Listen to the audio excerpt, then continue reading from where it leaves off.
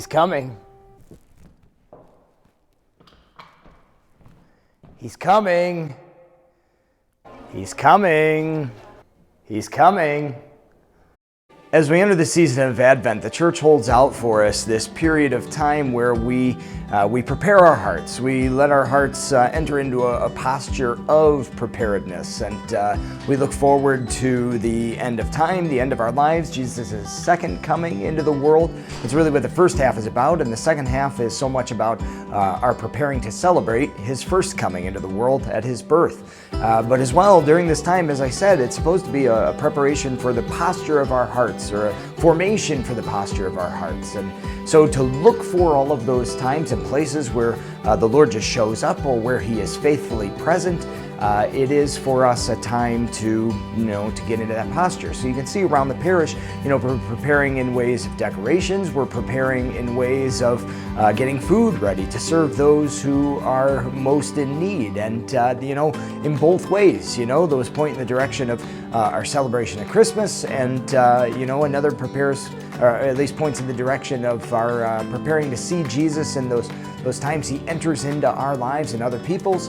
And along the way, it's kind of our responsibility to think about, to prepare ourselves for the end of our lives, for the end of time. So we have the season set apart. The church really holds it up for us as a time of formation for our hearts and our lives throughout the entire year. We need to carry it with us for the rest of the 12 months of the year. So, this first Sunday we have a prophecy from Jeremiah that speaks of a Davidic Messiah. So, God's going to fulfill his promises to the people of Judah and raise back up a king to sit on the throne of David and to rule forever.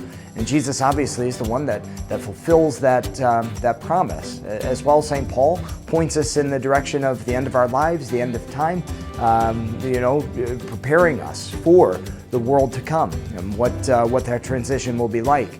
And as well, Jesus points to his second coming, just describing the end of the world, really, and the destruction that we may face. And that's one of those things that a lot of times people are somewhat uncomfortable with. But just to make a long story short, we need not be afraid, and Jesus says that.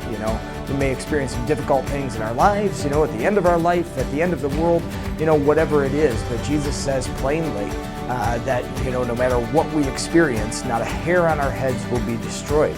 And really, we may not be perfect, we may not be perfectly formed yet, but really, as it comes down to it, if we are trying, if we are trying to follow Jesus and to give our lives entirely over to him, we have nothing to be afraid of with him and in his great mercy. So let this entire season be a time of preparation, but let it also be a time of formation, that throughout the rest of the year, throughout the rest of your life, you may always be looking for and watching for the coming of the Lord into your life.